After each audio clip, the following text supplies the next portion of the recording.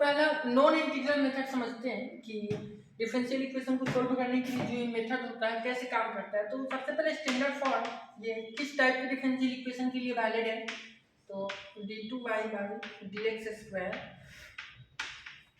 Plus p dy/dx plus qy is equal to r। अगर इस type का differential equation आपके पास है तो आप नॉन इंटीग्रल मेथड का यूज कर सकते हैं। तो कहता क्या है नॉन इंटीग्रल मेथड, तो इसमें चार बातों का ध्यान रखना है, चार चीज आपको याद रखना है। ठीक है, ये चार बात से पहले एक बात और समझ लीजिए, जो ये डिफरेंशियल इक्वेशन होता है सेकेंड ऑर्डर का, तो इसका जो आंसर होता है डिफरेंशियल इक्वेशन का आंसर से क्या मतलब, इसका सॉल्यूशन से मतलब क्या होता है कि इसमें से आप डिफरेंशिएशन को हटा दीजिए, यही मतलब होता है। तो इसका जो आंसर होता है ना, ये इस तरीके से आता है, y बराबर एक फंक्शन इनटू दूसरा फंक्शन। ठीक है, दो फंक्शन के मल्टीप्लिकेशन के रूप में इसका आंसर आता है सेकेंड ऑर्डर डिफरेंशियल इक्वेशन का। ठीक है, ओके। तो नॉन इंटीग्रल मेथड क्या करता है, नॉन इंटीग्रल मेथड पहले ही एक आंसर को बता देता है। जैसे y बराबर आपका ये आने वाला है दो फंक्शन का मल्टीप्लिकेशन, इसका सॉल्यूशन है, तो एक को ये पहले ही बता देता है, पहले ही बता देता है, इसलिए इसका नाम है नॉन इंटीग्रल। हम पहले ही से जान जाती है वो सॉल्यूशन, ये जादू से बता देता है। और कैसे बताता है, तो इस p और q की मदद से बताता है। ठीक है, हम आपको क्वेश्चन करके भी बताएंगे। ठीक है, तो पहले इस चीज को समझ लीजिए कि एक इसका जो पार्ट होता है, इस सॉल्यूशन का दो पार्ट होता है इसका, तो एक पार्ट ये बता देता है। ठीक है, ये मेथड, इसीलिए इसका नाम पड़ा है नॉन इंटीग्रल मेथड। ठीक है, अभी काम कैसे करता है, तो पहला जो इसका कंडीशन होता है कि 1 + p + q, p और q आप समझ रहे हैं क्या है, p इसका कोफिशिएंट है, dy/dx के बगल में जो रहेगा उसको आप p समझिएगा, और y के बगल में जो रहेगा उसको q। तो अगर 1 + p + q का वैल्यू 0 आ जाए, ठीक है, अगर इस 1 + p + q का वैल्यू अगर 0 आ जाता है, तो ये नॉन इंटीग्रल मेथड कहता है कि इस इक्वेशन का, ये जो डिफरेंशियल इक्वेशन है, इसका एक सॉल्यूशन y बराबर e⁻x हो जाएगा। मतलब इसका दो पार्ट है सॉल्यूशन का, y बराबर e⁻x इंटू एक चीज और है, लेकिन ये कहता है कि एक हमको पता चल गया, एक वो तो कंफर्म है कि e⁻x होगा। ठीक है, तो एक ये पहले ही बता देता है, पहले ही भविष्यवाणी कर देता है। ठीक है, तो ये कब करता है e⁻x, इसका सॉल्यूशन कब होगा, सॉल्यूशन नहीं कर सकते हैं, सॉल्यूशन का एक पार्ट, क्योंकि अभी ये पूरा सॉल्यूशन नहीं है, सॉल्यूशन का एक पार्ट है। पूरा कब होगा, जब यहाँ का एक और वैल्यू हमको पता चल जाएगा तब होगा। ठीक है, अभी अधूरा ही है, लेकिन एक पार्ट इसका हमको बता देता है नॉन इंटीग्रल मेथड। ठीक है, अब दूसरा कंडीशन इसका क्या होता है, तो दूसरा होता है 1 - p + q, यानी p के जगह पे p जो के पहले जो प्लस लगा हुआ था, अगर इसको माइनस कर देते हैं और ये 0 के बराबर आता है, तो इससे ये कंक्लूजन ये निकलता है कि y बराबर e⁻−x जो है इसका एक पार्ट होगा सॉल्यूशन का। माइनस यहाँ माइनस हुआ, बस यहाँ एक माइनस कर देंगे। ठीक है, अच्छा, इसका तीसरा जो पार्ट है वो ये कहता है कि अगर p + q × x, qx का मतलब ये qx का फंक्शन है, ये q × x है, अब छोड़ दीजिए ब्रैकेट, कंफ्यूजन हो जाए, q × x, अगर p में हम p + q में x से मल्टीप्लाई करके ऐड कर रहे हैं और फिर अगर ये 0 के बराबर आ जा रहा है, तो इससे ये कंक्लूजन निकलता है कि y बराबर x जो है इसका एक सॉल्यूशन है, मतलब सॉल्यूशन का एक पार्ट है x, इससे ये कंक्लूजन निकालता है। ठीक है, अच्छा, नेक्स्ट इसका जो है चौथा नंबर, इसका कंक्लूजन ये होता है कि 2 + अगर 2px होता है, ठीक है, 2 + 2px + q² हो जाता है, qx², सॉरी। ठीक है, ये मल्टीप्लाई में आपस में तीनों, ठीक है, ये भी मल्टीप्लाई में है, अगर इसका वैल्यू 0 आता है, तो इससे ये कंक्लूजन निकलता है कि y बराबर ये x² जो है वो एक सॉल्यूशन का पार्ट है इसका। ठीक है, चारों में एक एक निकाल दें, चारों अथियों में एक एक अथी निकाल दें। चारों में, एक मिनट हम बता रहे हैं। पहले एक बात आप समझिए, ये आपको याद रखना है, जैसे ही आपको क्वेश्चन मिलेगा आप इस चारों में से कोई एक पहले चेक करिए। मन में ही आसान होता है, वो देख कर नहीं पता चल जाता है कि अगर इसको फॉलो कर रहा है, ठीक है, हम चेक करेंगे कि 1 प्लस पी प्लस, क्या 1 प्लस पी प्लस क्यू 0 के बराबर है? अगर है तो उसका सॉल्यूशन का एक पार्ट हम पहले ही भविष्यवाणी कर देंगे टी टू दी पावर 1 से। अगर ये मान लिए 0 के बराबर नहीं आ रहा है तो ये चेक करेंगे कि अगर 1 माइनस पी प्लस क्यू अगर 0 के बराबर आ जाता है तो e to the power minus x जो है इसके सॉल्यूशन का पार्ट हो जाएगा। अगर ये भी नहीं अप्लाई हो रहा है तो ये अप्लाई करके देखेंगे, अगर ये 0 के बराबर आ जाता है तो x जो है इसके सॉल्यूशन का पार्ट होगा, ठीक है। उसके बाद अगर ये भी अप्लाई नहीं हो पा रहा है तो इसको चेक करेंगे, अगर ये 0 के बराबर आ जाता है तो एक्स स्क्वायर जो है इसके सॉल्यूशन का एक पार्ट होगा। अगर कोई अप्लाई नहीं होता है तो ये नॉन इंटीग्रल पे नहीं बैठेगा, ठीक है।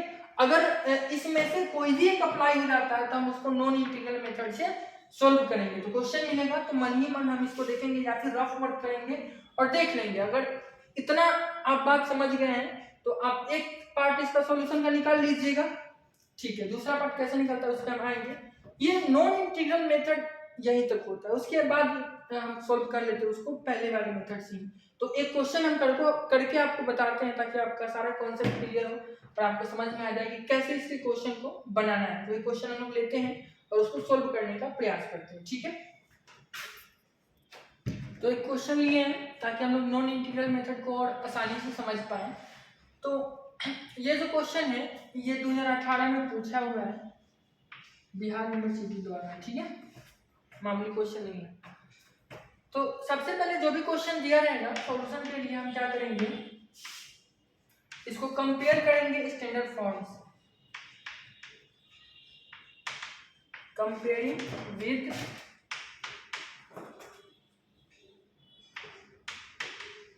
Standard form. आपको बताया था स्टैंडर्ड फॉर्म क्या होता है, d2y/dx² प्लस p dx होता है।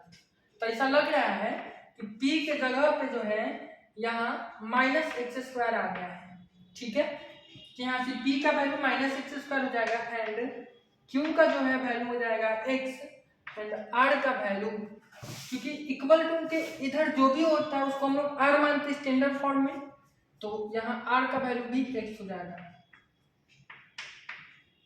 ठीक है। तो इस तरीके से हम लोग तीनों सिंबल p q r का वैल्यू निकालेंगे, ठीक है। अब नॉन इंटीग्रल मेथड क्या कहता है, चार चीज बताया था उसमें, चारों को एक एक करके हम लोग चेक करते हैं। तो पहले चेक करते हैं पहला क्या होता है इसका 1 प्लस पी प्लस क्यू। तो क्या 1 प्लस पी प्लस क्यू बराबर 0 आएगा? नहीं आएगा, कि 1 माइनस एक्स स्क्वायर हो जाएगा और ये हो जाएगा प्लस एक्स।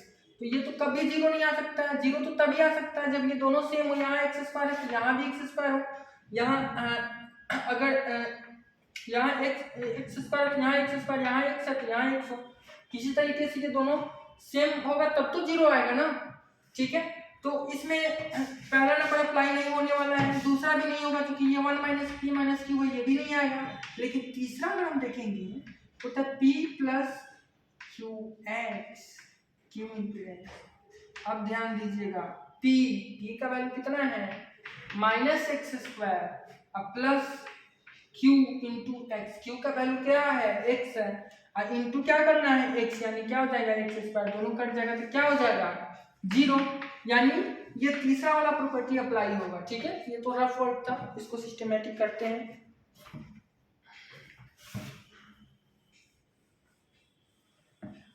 तो इस तरीके से चेक करना है, ठीक है, बारी बारी से चारों जो भी बैठेगा उसको बैठा देना है, और अगर नहीं बैठ रहा है तो वो नॉन इंटीग्रल पे नहीं बनेगा, ठीक है।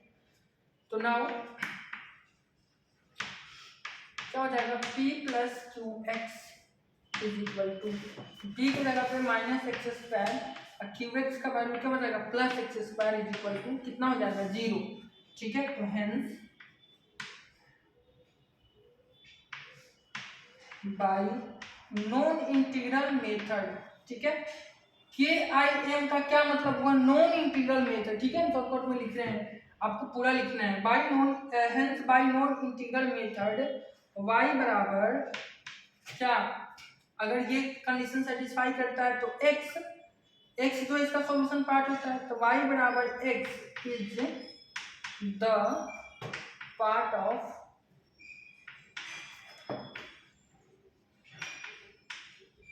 सॉल्यूशन ऑफ किसका। हम मान लेते हैं कि ये जो गिवन है वो इक्वेशन नंबर 1 है, ये इक्वेशन 1 का सॉल्यूशन है, ठीक है। नॉन इंटीग्रल मेथड क्या कहता है कि y बराबर x जो है वो एक पार्ट होगा सॉल्यूशन का, किसका, इक्वेशन 1 का। तो दूसरा पार्ट क्या होगा, ठीक है। दूसरा पार्ट अगर हम कहीं से निकाल लेते हैं, क्योंकि दो पार्ट ही होता है, तो इसका सॉल्यूशन कंप्लीट हो जाएगा। तो हम खुद से मान लेते हैं, लेट y बराबर u is the another part of solution of 1। जो इसका पहला पार्ट का इसका जो पहला पार्ट है वो तो x ये नॉन इंटीग्रल बता दिया। दूसरे पार्ट को मान लें कि दूसरा पार्ट इसका जो सॉल्यूशन है वो u है, ठीक है। हम खुद से ये माने हैं, तो इसका कंप्लीट सॉल्यूशन क्या हो जाएगा, देन हेंस लिख ही देते हैं y is equal to ux, ठीक है। क्योंकि दोनों फंक्शन का जो मल्टीप्लिकेशन होता है वही इसका कंप्लीट सॉल्यूशन होता है, बताए हुए थे पहले। तो y बराबर ux is the complete solution of equation 1, ठीक है। तो y बराबर ux जो है इसका कंप्लीट सॉल्यूशन हो जाएगा, ठीक है। तब y बराबर ux आया है तो हम क्या करते हैं, y बराबर ux जो है इसको क्या करते हैं, अब हम लोग डिफरेंशिएट करते हैं यहाँ से, ठीक है। तो y का डिफरेंशिएशन कितना होगा, y का डिफरेंशिएशन होगा y1 is equal to ux का डिफरेंशिएशन, u बाहर निकलेगा, x का डिफरेंशिएशन क्या हो जाएगा 1, तो u plus x du by dx हो जाएगा, ठीक है। ये इसका डिफरेंशिएशन किया है। फिर इसका एक बार और डिफरेंशिएशन करते हैं, तो ये क्या हो जाएगा y2 हो जाएगा, और इसका डिफरेंशिएशन u का डिफरेंशिएशन du बाई dx, और इसका x को बाहर निकालेंगे, इसका differentiation d2u by dx square, ठीक है। और प्लस इसका x को बाहर निकाले, इसका डिफरेंशिएशन, अब इसको बाहर निकालेंगे, इसका डिफरेंशिएशन 1 होता है, तो ये du बाई dx हो जाएगा, ठीक है। यानी तो y2 का जो वैल्यू है वो कितना हो जाएगा, ये दोनों सेम है तो ऐड हो जाएगा, तो हम यहीं पे इसको कर देते हैं 2, समझ रहे ना सब बात, हाँ। तो ये y2 का वैल्यू हो गया, ठीक है, ये y1 का वैल्यू हो गया, और ये y का वैल्यू हो गया, ठीक है। अब आप ध्यान से देखिएगा, तो y बराबर इतना है, y1 बराबर इतना है, और y2 बराबर इतना है। y1 और y2 से आप क्या समझते हैं, y1 का मतलब है dy बाई dx, और y2 का मतलब क्या है d2y बाई dx स्क्वायर। तो इस तीनों का वैल्यू हम इक्वेशन 1 में रख देंगे तो एक नया इक्वेशन बन जाएगा। अब देख रहे हैं इक्वेशन 1 में d2y बाई dx स्क्वायर यानी y2 भी है, और यहाँ पे ये y1 भी है और y भी है, ठीक है। अब हम इस तीनों का वैल्यू क्या करते हैं, इस इक्वेशन 1 में इस तीनों का वैल्यू यहाँ पे पुट करते हैं और एक नया इक्वेशन बनाते हैं, और उसको सोल्व करके हम लोग किसका वैल्यू निकालेंगे, u का वैल्यू निकालेंगे, क्योंकि जो नया डिफरेंशियल इक्वेशन हो जाएगा वो u के फॉर्म में हो जाएगा, और u का वैल्यू अगर हम कहीं से निकाल लेते हैं तो सॉल्यूशन का दूसरा पार्ट निकल जाएगा, और दूसरा पार्ट निकल जाएगा तो यहाँ पे इसका वैल्यू रख देंगे तो कंप्लीट सॉल्यूशन हो जाएगा, जो कि निकालना बहुत आसान है। तो हम लोग क्या करते हैं, तीनों वैल्यू को इक्वेशन 1 में रखते हैं, ठीक है। तो putting the value of y, y1 and y2 in equation number 1। तो इक्वेशन 1 में क्या था, सबसे पहले d2y बाई dx स्क्वायर था यानी y2 था, ठीक है। और y2 का वैल्यू जब हम यहाँ निकाले तो कितना आया है, 2du बाई dx और plus x d2u by dx square, यही आया था y2 का वैल्यू, आया था ना। तो ये y2 की जगह पे रखिए, ठीक है। और दूसरी बात इक्वेशन नंबर 1 में क्या था, माइनस एक्स स्क्वायर था ना। अब एक्स स्क्वायर के बगल में क्या था, y1 था, y1 यानी मतलब dy बाई dx, तो y1 का जो वैल्यू यहाँ पे आया था वो कितना आया था, u plus x du by dx रख दिए। अब यहाँ पे कितना था, यहाँ प्लस x था, और इसके बगल में क्या था, y था, अब y का वैल्यू यहाँ कितना है, ux हो गया, इज इक्वल टू इक्वेशन में x था, ठीक है। सारा वैल्यू पुट कर दिए। अब क्या करना है, इसको कैलकुलेट कर लेना है, ठीक है। कैलकुलेशन इसका करते हैं, इसमें तो कोई चेंज नहीं होगा, 2 du by d x same to same रह जाएगा, plus x d2u by d x square हो जाएगा, और माइनस एक्स स्क्वायर से मल्टीप्लाई होगा तो ये माइनस एक्स स्क्वायर यू हो जाएगा, और ये माइनस एक्स स्क्वायर से मल्टीप्लाई होगा तो minus x Q D you by x D x. ठीक है, और ये प्लस में क्या हो जाएगा, यू एक्स स्क्वायर हो जाएगा इज इक्वल टू एक्स। ठीक है, कहाँ x square you plus x D you by d x यहाँ यहाँ मतलब डी ना ना y1 का वैल्यू सीधा इतना ही है। आगे हाँ।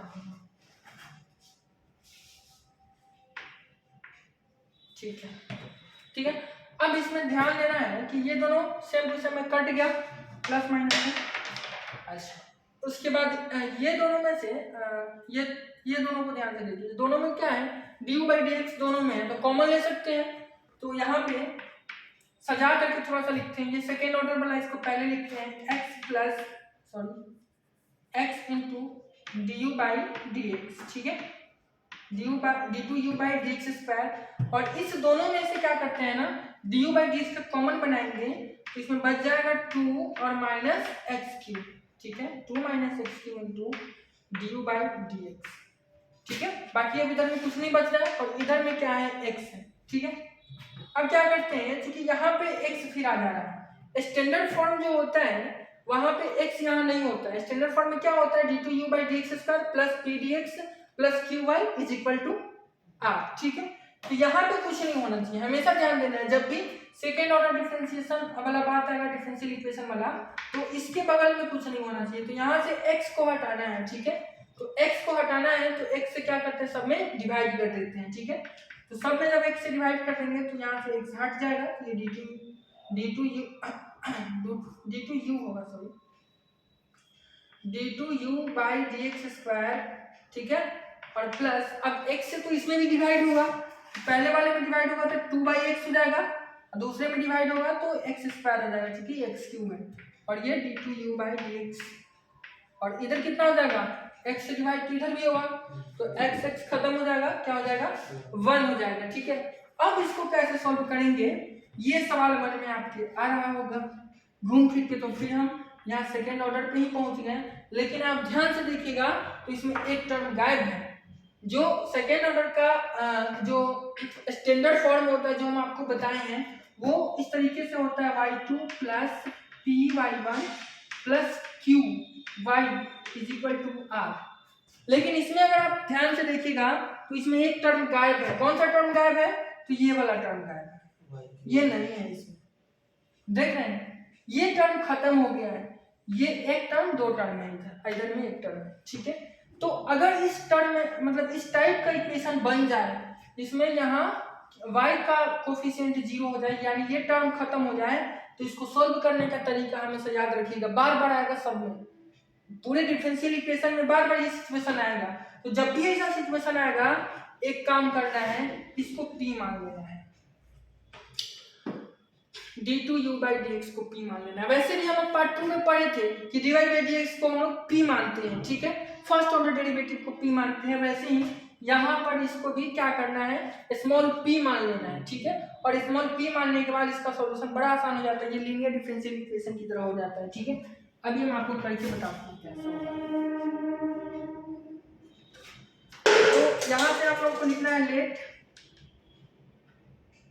ठीक है, du by dx is equal to small p। ठीक है, अगर du बाई dx के जगह पे हम स्मॉल p मान रहे हैं, इसका मतलब ये हो जाता है कि d2u by dx square is equal to dp by dx हो जाएगा। ये समझ में आ रहा है कैसे हुआ है, दोनों तरफ एक बार और डिफरेंशिएशन कर दिए हैं, दोनों तरफ जैसे ही एक बार और आप डिफरेंशिएशन करिएगा तो यहाँ से कंक्लूजन ये निकलता है कि d2u बाई dx स्क्वायर का जो वैल्यू है वो dp बाई dx है। अब इस दोनों मान को हम क्या करते हैं, इसमें पुट करते हैं, यानी इसीलिए अब ये इक्वेशन कैसा हो जाएगा, इसके जगह पे क्या हो जाएगा, dp बाई dx, तो ये हो गया dp बाई dx। ठीक है, अब प्लस ये तो सेम टू सेम रहेगा जो है 2/x² और माइनस x², ठीक है। और इसका जो बगल वाला मान था ये किसके बराबर हो जाएगा, p के बराबर हो जाएगा। ये हो गया small p is equal to, अब इक्वल टू में जो है वो रहेगा, इक्वल टू में क्या है यहाँ 1 है, 1 रहेगा। अब इस इक्वेशन को ध्यान से देखिए कौन सा इक्वेशन है, ये हम लोग 12th क्लास से ही पढ़ते आ रहे इस टाइप के इक्वेशन, इसको बोलते हैं लीनियर डिफरेंशियल इक्वेशन। ये अब एलडीई बन गया, it is LDE, linear differential equation, ठीक है। अब लीनियर डिफरेंशियल इक्वेशन जब ये बन गया तो इसका सॉल्यूशन भी आपको याद होना चाहिए कैसे करते हैं। इसका सॉल्यूशन में एक चीज आता है integrating factor IF is equal to क्या होता है इंटीग्रेशन p dx, ठीक है। यहाँ पे p इसको बोलते हैं, ठीक है, जो ये होता है इसके बगल वाला वैल्यू, ठीक है। तो इसको p बोलते हैं, तो यहाँ पे वो वाला p अलग है, ये p इसका अलग है, ठीक है। तो यहाँ पे p का वैल्यू है 2/x², ठीक है, माइनस x² इंटू dx, ठीक है। तो इस तरीके से इसका इंटीग्रेटिंग फैक्टर हम लोग कैलकुलेट करेंगे और उसके बाद इसका जनरल सॉल्यूशन निकालेंगे, ठीक है। तो p का वैल्यू निकलेगा, p का वैल्यू जब निकल जाएगा तो क्या करेंगे, p का वैल्यू निकल गया, इसका मतलब p का वैल्यू बराबर हो जाएगा du/dx के, फिर u का वैल्यू निकलेगा और u का वैल्यू निकाल करके वहां पे रख देंगे y बराबर ux में और फिर इसका सॉल्यूशन निकलेगा, ठीक है। तो पहले बोर्ड मिटा करके हम इसका वैल्यू निकाल कर आपको बताते हैं। तो आगे इसका वैल्यू कैलकुलेट करते हैं हम लोग, ठीक है। ये e टू द पावर देखिए e टू द पावर ये है, तो इसका डिफरेंशिएशन इंटीग्रेशन करेंगे तो 2/x² है, कैसे होगा इसका इंटीग्रेशन, तो 2 बाहर निकलेगा, ठीक है। अब 1/x² का इंटीग्रेशन -1/x होता है, ठीक है, ये तो याद होगा, ये -1/x हो गया इसका इंटीग्रेशन, लेकिन इतना ही थोड़े है, माइनस में x² भी है, ठीक है। तो -x² है, तो -x² का कितना होगा, अच्छा एक मिनट, यहाँ पे एक्चुअल में 2/x था, 2/x² नहीं था, ये वो x कटा था ना, 2/x था, उधर मिस्टेक हो गया था, ठीक है, वही हम कर रहे हैं, यहाँ पे 2/x है, ठीक है। तो 2/x है तो अब इसका इंटीग्रेशन ये नहीं होगा, ठीक है, 2 बाहर निकलेगा और 1/x का इंटीग्रेशन क्या होता है log x होता है, यानी ये 2 log x हो जाएगा, ठीक है, 2 log x, ठीक है, माइनस x² का इंटीग्रेशन कितना होता है x³/3, ठीक है। अच्छा ये वैल्यू निकल रहा है IF यानी इंटीग्रेटिंग फैक्टर का, इसको ऐसे लिख सकते हैं log e to the power log ये हो जाएगा 2 ऊपर चला जाएगा तो x² हो जाएगा, ठीक है। और ये चूंकि माइनस में है तो इसको हम लोग ऐसे लिख सकते हैं टू द पावर -x⁻³ ऐसे लिख सकते हैं कि नहीं, क्योंकि ये दोनों चूंकि रूल के हिसाब से ये नीचे आना चाहिए था, लेकिन ऐसे आप इसको लिख सकते हैं क्योंकि इसका माइनस इसके साथ ले लिए, ठीक है। ऐसे आप समझ लीजिए e to the power xy is equal to e to the power x into e to the power y हम लोग लिख सकते हैं, ठीक है, sorry e to the power x plus y is equal to, ऐसे हम लोग लिख सकते हैं, ठीक है। तो उसी फंडा से ये हुआ है, ठीक है। अब यहाँ पे ये इसका फॉर्मूला होता है कि अगर इस लॉग का बेस e है तो ये e खत्म हो जाता है, ये लॉग खत्म हो जाता है, सीधा इसका वैल्यू हो जाएगा x² और into e to the power ये -x⁻³ है, ठीक है। तो ये किसका वैल्यू आया है, ये इंटीग्रेटिंग फैक्टर का वैल्यू आया है, IF का वैल्यू आया है, ठीक है। अभी तो हम लोगों को क्या करना है, इसका सॉल्यूशन निकालना है, जनरल सॉल्यूशन निकालना है, लीनियर डिफरेंशियल इक्वेशन में यही ना होता है, जनरल सॉल्यूशन इज, तो जनरल सॉल्यूशन क्या होता है, ऊपर से ये जो रहता है इतना इंटू करते हैं इंटीग्रेटिंग फैक्टर, तो यहाँ पे क्या हो जाएगा p इंटू इंटीग्रेटिंग फैक्टर, ठीक है। तो इंटीग्रेटिंग फैक्टर की जगह पे कितना लिखेंगे, इसका जो वैल्यू निकला है तो p इंटू स्मॉल p है ये, ठीक है, small p into x² e to the power -x⁻³ ठीक है, इज इक्वल टू इंटीग्रेशन के अंदर q इंटू इंटीग्रेटिंग फैक्टर लिखते हैं, यानी q का मतलब यहाँ पे ये होता है बाहर वाला, तो बाहर में क्या है 1 है, तो 1 को मल्टीप्लाई में लिखने की जरूरत है नहीं है, तो छोड़ देते हैं, सीधा इंटीग्रेटिंग फैक्टर एक्स स्क्वायर और into e to the power minus x का पावर 3/3 dx। ठीक है, अब इसका इंटीग्रेशन निकालना होगा। इधर में तो ये सेम टू सेम अभी रहने देते हैं। इसका इंटीग्रेशन कैसे निकलेगा, हम एक काम करते हैं, इसका इंटीग्रेशन निकालने के लिए इस पूरे को टी पुट कर देते हैं। ठीक है, इस पूरे को अगर हम टी पुट करते हैं तो क्या होगा, ये एक्स स्क्वायर है और ये ई टू द पावर माइनस 3 हो जाएगा।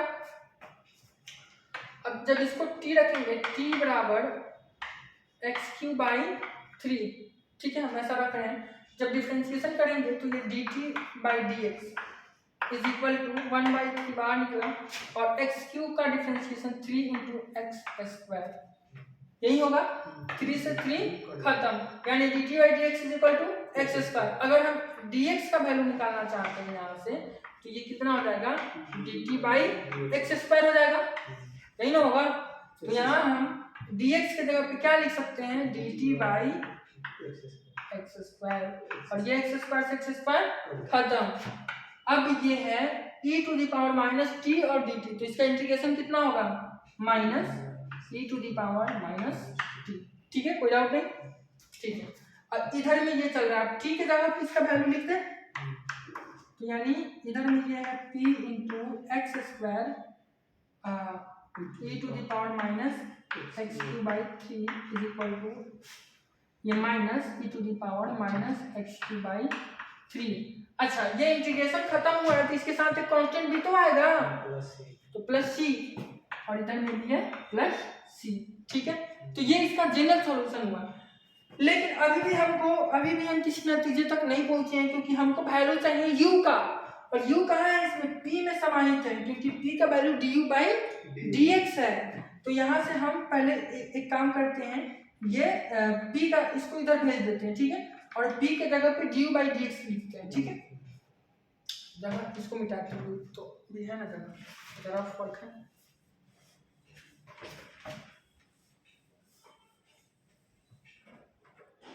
ठीक है, तो यहाँ से इस p के जगह पे हम लोग लिख सकते हैं du/dx। ठीक है, और ये जो चीज मल्टीप्लाई में हम इसको इधर ले जाते हैं। ठीक है, इधर लाए तो कोई आपत्ति नहीं है, तो इधर आएगा तो ये इसके साथ क्या है, मल्टीप्लाई में इधर आएगा तो डिवाइड में जाएगा, तो दो टर्म में इधर, तो दोनों के साथ डिवाइड में जाएगा।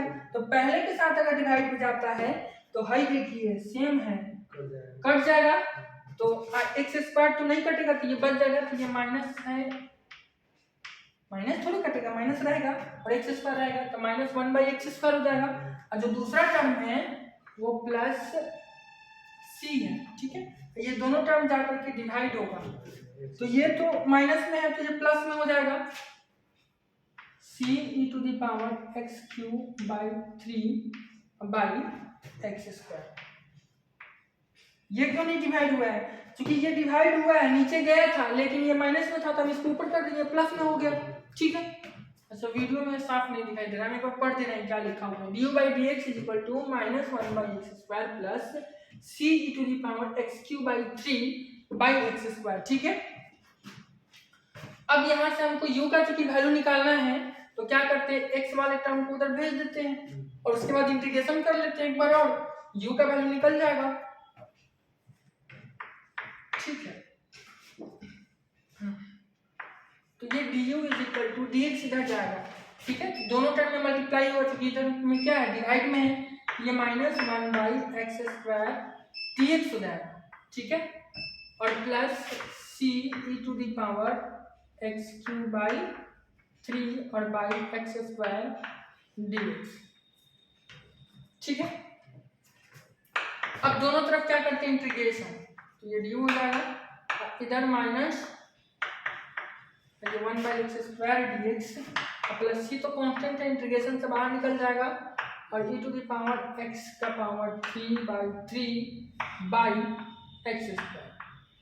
इंटू क्या हो जाएगा, dx हो जाएगा। ठीक है, यहाँ तक तो कोई दिक्कत नहीं।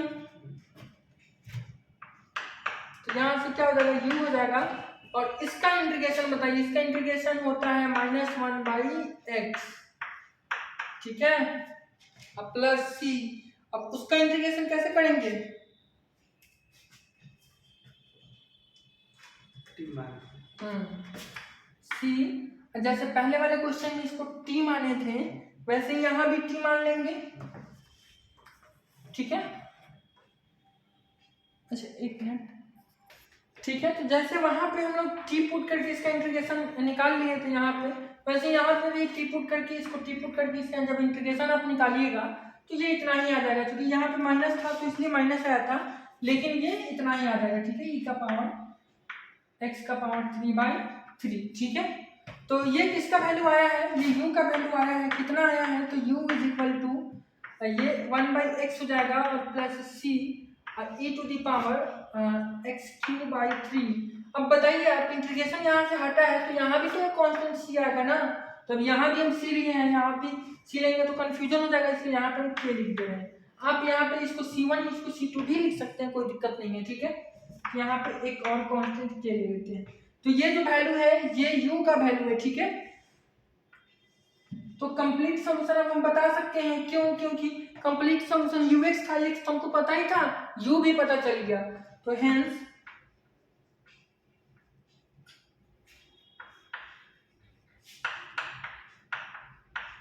कंप्लीट सॉल्यूशन इज, कंप्लीट का स्पेलिंग मैं पढ़ाऊंगा, COMPLET, complete solution is y बराबर क्या होगा ux, यानी u का वैल्यू क्या है 1/x plus c e to the power x का पावर 3/3 और प्लस k और इनटू में x, ठीक है। तो यही इसका क्या हो जाएगा, आंसर हो जाएगा, यही इसका कंप्लीट सॉल्यूशन हो गया, ठीक है। तो उम्मीद करते हैं कि आपको समझ में आ गया होगा नॉन इंटीग्रल मेथड क्या होता है, ठीक है। इसके मदद से हम लोग पहले ही जान जाते हैं कुंडली, एक इसका सॉल्यूशन का एक जो पार्ट है, जैसे कि इस क्वेश्चन में x को हम लोग पहले ही जान गए हैं, ठीक है, कि x जो है इसका एक सॉल्यूशन का पार्ट है। दूसरे को क्या करते हैं, u मान लेते हैं, और u मान कर उसके बाद हम लोग मान के चलते हैं कि y बराबर ux जो है कंप्लीट सॉल्यूशन है, और उसके बाद इसी को क्या करते हैं, दो बार डिफरेंशिएट करके y1 और y2 निकालते हैं, सारे का वैल्यू गिवन इक्वेशन में रखते हैं, और वहां से फिर एक नया इक्वेशन बन जाता है, और उसको हम लोग लीनियर में बदल करके आसानी से सोल्व कर लेते हैं, और फिर वहां से u का वैल्यू निकल जाता है और u का वैल्यू यहाँ रख देते हैं। यही पूरा प्रोसेस होता है नॉन इंटीग्रल में, ठीक है। तो उम्मीद करते हैं आपको समझ में आ गया होगा। अगर इस टाइप का और भी क्वेश्चन आप प्रैक्टिस करना चाहते हैं तो कोई नहीं, हम कराएंगे। जितने भी प्रीवियस ईयर में कोई क्वेश्चन पूछे गए हैं सारा का सॉल्यूशन मेरे पास है, स्क्रीन रिकॉर्डिंग वाला वीडियो बनाएंगे, उसमें सारा एक्सप्लेन करेंगे जल्दी जल्दी में, ठीक है। तो यहाँ हम एक ही क्वेश्चन देखें कॉन्सेप्ट समझाने के लिए, अब नेक्स्ट वीडियो में हम लोग दूसरा मेथड देखेंगे, ठीक है।